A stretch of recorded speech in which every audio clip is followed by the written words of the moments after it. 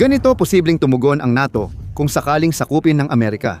Sa sandaling magsimula ang pananakop, agad na magpapasok ang NATO sa buong emergency mode at ang unang mga oras ang magpapasya kung mabubuhay pa ang NATO o tuluyang babagsak magpakailanman. Ang ganitong pananakop ay nangangailangan ng malaking galaw ng barko at eroplano sa Atlantiko, kaya't agad mapapansin ng mundo. Hindi ito maitago ng United States. Ang mga pinuno at kinatawan ng iba't ibang bansang kasapi ng NATO ay nagmamadaling nagtipon para sa mga emergency meeting at abalang-abala sa mga diskusyon. Mahigpit nilang binabantayan ang sitwasyon habang ito'y umuunlad at agarang naghahanap ng karagdagang impormasyon upang makatulong sa pagpaplano ng kanilang tugon. Sa likod ng saradong pinto, paulit-ulit nilang tinatanong, itutuloy ba nila ito? Unang layunin nila ay kumbinsihin ang Amerika na huwag ituloy ang pananakop. Habang ginagawa ito, patuloy na tumatawid sa Atlantic ang United States Carrier Strike Group. Kapag may sundalong tumapak sa Greenland, baka di na ito mabawi ng walang pandaigdigang gulo. Nauubos na rin ang oras. Ang mga pinununo ng ilan sa mas malalaki at mas makapangyarihang miyembro ng NATO tulad ng Pransya, nagkakaisang kaharian at Alemanya ay nakipag-ugnayan sa pamunuan ng Amerika at hinimok silang itigil ang pananakop. Umaasa sila sa diplomatikong taktika, naniniwalang posible ang kasunduan at nag-alok tumulong sa Amerika sa Greenland sa pamamagitan ng negosasyon, hindi dahas. Binibigyang diin nila ang panganib ng interbensyong militar, pagkakabiyak ng NATO at pagkakataong mapakinabangan ito ng Rusya at China. Sa kasamaang palad, dahil ang United States ay nasa yugto na ng pagpapadala ng mga jet at barko patungo sa baybayin ng Greenland, anumang panawagan para sa kalma o pagbaba ng tensyon ay hindi pinapansin. Nagpasya na ang Amerika at hindi na mababago kahit anong diplomasya o salita. Doon napagtanto ng NATO ang nakakatakot, hindi nakikipagnegosasyon ang Estados Unidos, kundi may isinasagawang plano.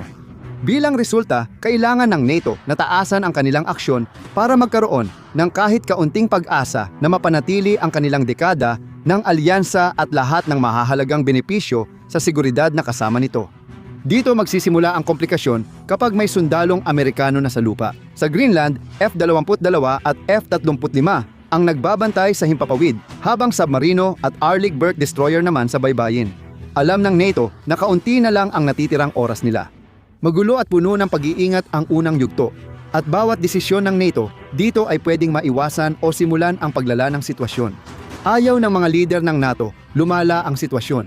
Malalim ang ugnayan nila sa Estados Unidos, kaya ayaw nilang isugal ang kalakalan, seguridad at dekada ng kooperasyon sa pinakamakapangyarihang kaalyado. Walang lider na nais magpasimula ng ikatlong digmaang pandaigdig. Alam ng mundo na Amerika ang pangunahing militar na superpower ngayon. May pinakamalakas na sandatahang lakas, pinaka-advanced na teknolohiyang militar, at halos di matatalong kagamitan sa himpapawid, dagat at lupa. May higit 13 milyong skilled na aktibong tauhan at daan-daang libong reserba na handang magsakripisyo ng buhay para ipagtanggol ang kalayaan ng Amerika at itaguyod ang mga layunin nito. Walang bansa ang katapat ng militar ng United States, kaya hindi NATO, kundi ang posibilidad ng kaligtasan ang pinagbabasihan ng desisyon. Walang nais hamunin o galitin ang Amerika na may ikalawang pinakamalaking nuclear arsenal na mahigit 5,000 warheads. Kasabay nito, may ilang bansa sa NATO na tumatangging magmukhang sumusuko habang ang United States ay kumikilos para angkinin ang teritoryo ng isang kaalyado sa liwanag ng araw.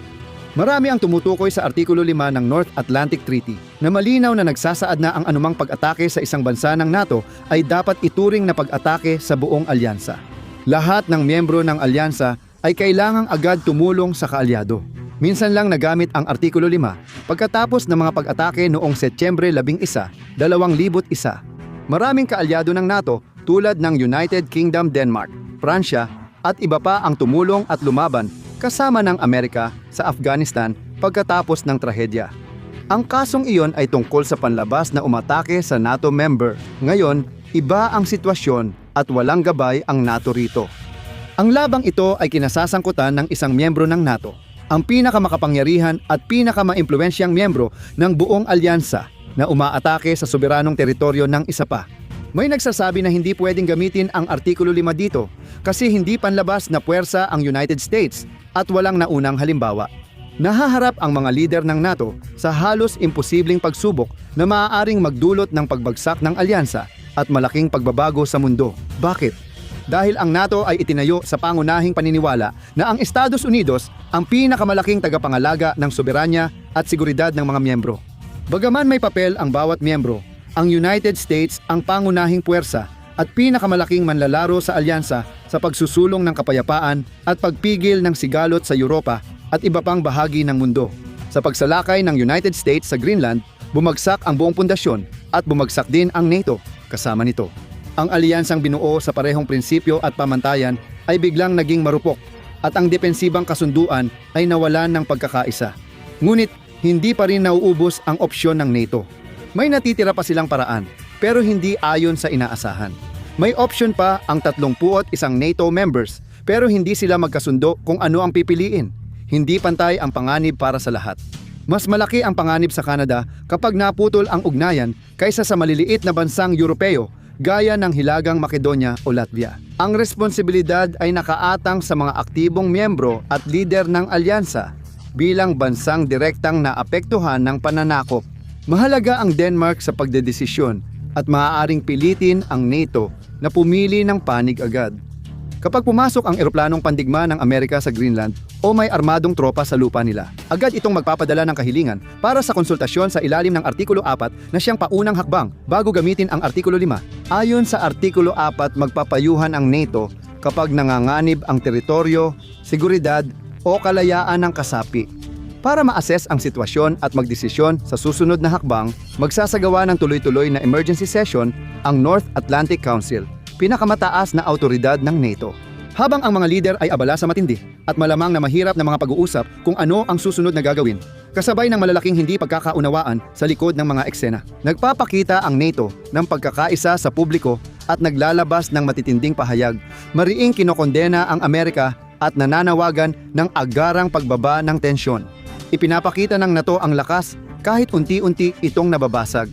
Binanggit ng mga miyembro na winasak ng United States ang prinsipyo ng alyansa at tinalikuran ang matagal ng kaalyado. Pinapahina ang Europa at nilalagay sa panganib ang kinabukasan ng NATO at seguridad ng kanlurang mundo. Simboliko lang ito at malabo magbago ang plano ng Amerika. Pero nagpapakita pa rin sa mundo na sumusunod pa rin ang NATO sa mga pamantayan. Nabuo ang alyansa sa biglaang mahahabang pagpupulong at nakatutok ang lahat sa Greenland habang lumalakas ang pagsalakay. Habang walang kasunduan ang mga lider, dapat pa rin kumilos ang alyansa ayon sa legal na balangkas nito. Hindi basta-basta pwedeng bumuo ng maliliit na grupo ang mga miyembro ng NATO at ipilit ang mga desisyon na sumasalungat sa mga tutol. Sa aktwal, nagpapatuloy ang mga konsultasyon hanggang makamit ang isang resulta na matatanggap ng bawat miyembro. Ganyan palagi ang galaw ng NATO at dati itong gumagana. Pero ngayon, maaaring ang sistemang nagbuklod sa kanila ay magpabagsak din dito. Minsan mabilis ang negosasyon dahil madalas magkonsulta ang mga miyembro at nauunawaan nila ang limitasyon ng bawat isa. Matagal na silang hindi humarap sa ganitong krisis. May ilang bansa na gustong paalisin agad ang United States sa alyansa. Walang mekanismo ang NATO para tanggalin ang miyembro at wala pang napilitang umalis. Wala ring malinaw na paraan ang NATO para parusahan ang isa sa mga miyembro nito o magbigay ng pahintulot na gumamit ng puwersang militar laban sa isa.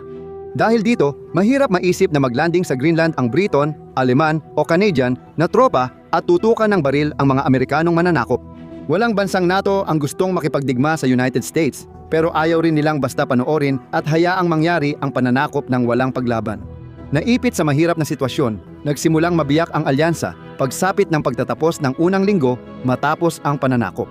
Umiiral pa rin ang NATO ng opisyal, pero nang makita ng mga miyembro na di ito kayang tumugon sa krisis, nagsimulang kumilos ang bawat bansa ng mag-isa. At dito na nagsisimulang ipataw ang mga parusa at kaparusahan para sa mga ginawa ng Amerika. Hindi bala ang ginagamit kundi leverage. May mga bansang walang impluensya sa United States, pero ang iba ay may kakayahang maglagay ng pampolitika at pang-ekonomiyang presyon para umatras ang Amerika. Ang mga bansa sa kanlurang Europa, tulad ng Pransya at United Kingdom, ay pinutol ang pagbabahagi ng intelihensya sa United States at nagbanta na isuspinde ang matagal ng kasunduan sa kalakalan at mas malawak na kooperasyong pangseguridad. Ilang bansa sa European Union at mga kaalyado nila ay nagdesisyong tumugon at sinuspinde ang mga kontrata sa depensa sa mga United States contractor. Nagpatupad sila ng kontrol sa pag-export ng dual-use at mahalagang teknolohiya. Dapat panatilihin ng United States ang kontrol sa advanced na semiconductor, aerospace systems at mga espesyal na teknolohiya para sa Arktiko at ilalim ng dagat. Ang NATO at European Union ay naghahanda ng targeted na parusa laban sa United States officials na napatunayang sangkot sa desisyong sakupin ang Greenland. Hindi ito parusang estilong Ruso na layong pahinain ang ekonomiya ng Amerika o parusahan ang populasyon. Ito ay nakatuon lang. Gamitin ang magkakaugnay na network para sa transatlantic na kooperasyon. Layunin nitong gawing mahirap para sa Amerika na kontrolin ang Greenland at paliitin ang halaga nito para sa United States. Sa huli, simple lang. Limitahan ang lakas ng Amerika, guluhin ang pananakop nito ng walang dahas, at paliitin ang impluensya sa pamamagitan ng pagbuwag sa mga sistemang ginamit nito para magpakita ng kapangyarihan sa labas ng bansa. Makabagong labanan na ngayon ay tungkol sa sistema, supply chain, access, at tiwala. Sa madaling salita, ganito binabaliktad ng NATO ang mga plano ng Amerika. Ang pananakop ng Amerika para palawakin ang kapangyarihan ay nauuwi sa pagsira ng sarili nitong mga alyansa at kasunduan na nagpatibay sa dominasyon ng United States. Hindi dito natapos ang kampanya ng alyansa laban sa pananakop. Kahit lumalala ang hidwaan, nahahati ang pamilya ng NATO at natutulak ang alyansa sa pagbagsak. Ang mga pinakamakapangyarihang miyembro at pinakamalalakas na taga-suporta ng soberanya ng Denmark ay nagpapatuloy habang inihahanda nilang ilunsad ang susunod na yugto ng kanilang plano, mga parusang militar. Hindi ibig sabihin na magpapalipad sila ng jet o magpapaputok ng missile sa Amerika, pero pwede pa ring magsagawa ng aksyong militar ang Europa laban sa Amerika kahit walang putok. Umaasa ang Amerika sa mga pamahalaan at bansang ito upang mapadali ang malawak nitong network ng pandaigdigang lohistika ng militar. May mga base militar at presensya ang Amerika sa iba't ibang bansa sa buong mundo, kabilang ang mga puwersang panlupa, mga base ng hukbong dagat, mga base ng himpapawid, at mga base ng depensa laban sa missile. Malaki ang ginagampanan ng lahat ng ito sa pagbibigay daan sa Amerika na maipamalas ang kapangyarihan nito sa buong kontinente ng Europa at sa iba pang bahagi ng mundo. Ngunit kapag binitawan na ng Amerika ang ugnayan nito sa NATO, magpapasya ang mga kaalyado nito na panahon na para sa pagbabago. May legal na karapatan ang Italia, Alemanya, Belgium, United Kingdom at iba pa na agad limitahan ang access ng Amerika sa kanilang mga base militar. Dahil dito, nabawasan ang access ng Amerika sa mga pasilidad, airspace at transit corridor. Inaalis nila ang mga opisyal ng Amerika sa mataas na posisyon sa NATO at tinatapos ang mga kasunduan sa rotational deployment. Epektibong pinapahina nito ang kakayahan ng Amerika na magpakita ng lakas sa kalagitnaan ng mundo. Ang mga hakbang na ito ay hindi kinakailangang may pagsang-ayon ng buong alyansa. Nasa bawat malayang bansa ang desisyon kung paano pamamahalaan ang kanilang sariling teritoryo at kung paano nila pamamahalaan ang anumang pasilidad ng Amerika sa kanilang teritoryo. Matagal nang may malawak na kalayaan ang United States dahil maraming bansang pumapayag maglagay ng tropa at kagamitan nila sa kanilang teritoryo. Pero kapag ang mga bansang ito ay nagsimulang makita ang Amerika bilang isang hindi mapagkakatiwalaan at pabigla-biglang agresor, sa halip na isang matatag at maaasahang kaalyado, madali at mabilis nilang mababago ang kanilang posisyon. Kapag nag-iba na ang pananaw nila, mahirap nang maibalik ang tiwala. Hindi tiyak na magtatapos ang pananakop o magbabago ang Amerika sa mga aksyong ito, ngunit malaki ang epekto nito sa buong mundo. Mananatiling pinakamalaki ang budget sa militar ng United States, Abrams tanks, B-2 bombers F-35S, ngunit biglang mababawasan ang saklaw ng kapangyarihan nito. Hindi na ito makakaasa sa presensya sa Asya at gitnang silangan o makakilos kahit saan, kahit kailan tulad dati. Sa sarili nitong pananaw, ito ay nagpapahiwatig ng isang ganap na pagbabago sa pandaigdigang kaayusan, kung saan ang mga matagal ng karibal ng Amerika tulad ng China at Rusya ay sinasamantala ang pagkakataon upang palawakin ang kanilang sariling saklaw ng kapangyarihan at impluensya. Bagamat maraming bansa sa NATO ang hindi magiging sabik na makita ang mga bansang tulad ng China at Rusya na lumalakas, tinatanggap nila ito bilang isang hindi kanais-nais ngunit hindi maiiwasang bunga ng mga kilos ng Amerika. Ang ilan ay gumagawa ng hindi pa nagagawang hakbang na maghanap ng mas malapit na ugnayang pang-ekonomiya at pampolitika sa China, na biglang tila mas mapagkakatiwalaan at kapaki-pakinabang. Hindi ito katapatan kundi kaligtasan. Sa geopolitika, mas mahalaga ang kaligtasan kaysa pagkakaibigan. Sa mga sumunod na linggo, pinaigting pa ng NATO ang mga hakbang habang agresibo pa rin ang United States sa Arctic. Habang nagkakaisa ang mga pangunahing miyembro ng alyansa, sinusubukan nilang ipatupad ang mas mahigpit na parusang pang-ekonomiya para mas mapabigat ang epekto sa Amerika kaysa dati. Malalaking kasosyo sa kalakalan ang Europa at United States na may daan-daang bilyong dolyar na kalakalan ng produkto at serbisyo taon-taon. Ang mga bansang mahigpit ang tindig ay pinuputol ang kalakalan at inaalis ang United States sa mahahalagang merkado at pandaigdigang supply chain na malaki ang epekto sa United States. Kahit malawak ang lupa at yaman ng Amerika, umaasa pa rin ito sa global supply chain at mga materyales at paggawa na hindi nito kayang palitan ng buo. Apektado ang Europa at pandaigdigang ekonomiya na lalo pang nagpapababa sa katayuan ng Amerika. May ilang bansa sa NATO na handang magdusa para tutulan ang Washington. Habang tumitindi ang inis sa United States, lumalakas ang suporta sa mas mahigpit na hakbang. May isa pang mahalagang sandata ang Europa na pwede nitong gamitin. 3.6 trilyong dolyar ng Estados Unidos sa United States Treasuries. Halos 40% ng lahat ng dayuhang pag-aari ng Amerika. Ang United States Treasuries ay nasa pampubliko at pribadong sektor ng Europa. Pero pwedeng ibenta ng European Union ang karamihan ng mga ito. Magdudulot iyon ng biglang pagtaas ng gastos sa pangungutang sa United States at itutulak ang Kongreso sa isang matinding krisis sa budget. Maaari ring simulan ng mga bansang Europeo ang pagbebenta ng dolyar mula sa kanilang mga reserba. Kapag sumunod ang iba pang bansa, bababa ang halaga ng dolyar at maaaring mawala ang pagiging pangunahing pandaigdigang pera nito. Ang mga buwan matapos ang pananakop ay nagdulot ng mabilis na estratehikong pagbabago sa buong Europa. At dito nagsimulang magbago ang NATO mula sa pagkakakilala natin dito.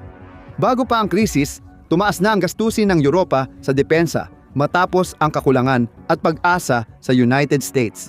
Ngayon, lalong bumilis ito. Mas mataas ang budget, mas maraming tangke, sasakyang pandigma, barko, eroplano, at mas pinalawak ang paggamit ng drones at cyber warfare.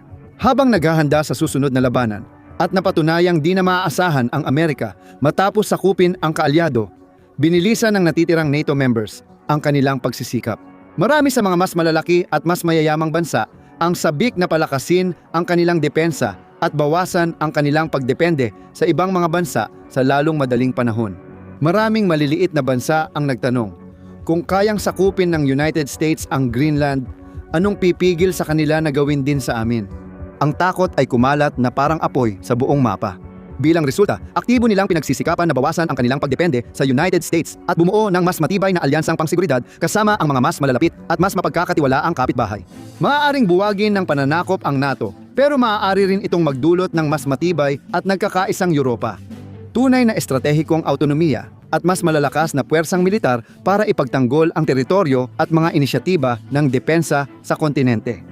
Dahil dito, makakabangon ang European Union mula sa abo bilang isang mas mabagsik na kapangyarihan kaysa sa kahit anong punto ng kasaysayan. Samantala, malaki ang pinsala sa Estados Unidos sa maraming paraan. Tiyak na iiwasan ng mga kaalyado at kasosyo ng Amerika sa NATO ang direktang sagupaan militar o pisikal na pagpigil sa pagsakop sa Greenland. Gagawin pa rin nila ang lahat ng kanilang makakaya upang pagsisihin ng United States ang desisyon at parusahan ang mga lider na nasa likod nito. At kung sakaling mabuhay pa rin ang alyansang NATO matapos ang mga naging epekto, mangyayari ito sa isang bagong anyo na tiyak na wala ng anumang partisipasyon ang United States. Lilipa ito sa European Union, unang alyansa na tutok sa pagkakaisa, seguridad at pagtutulungan ng mga bansang Europeo, iniiwan ang Amerika sa sarili nitong kapalaran. Ang pananakop ay maaaring magdala ng pansamantalang benepisyo at kalamangan, ngunit nagdudulot din ito ng malalaking pangmatagalang pagkalugi dahil hindi naman Greenland ang tunay na gantimpala rito.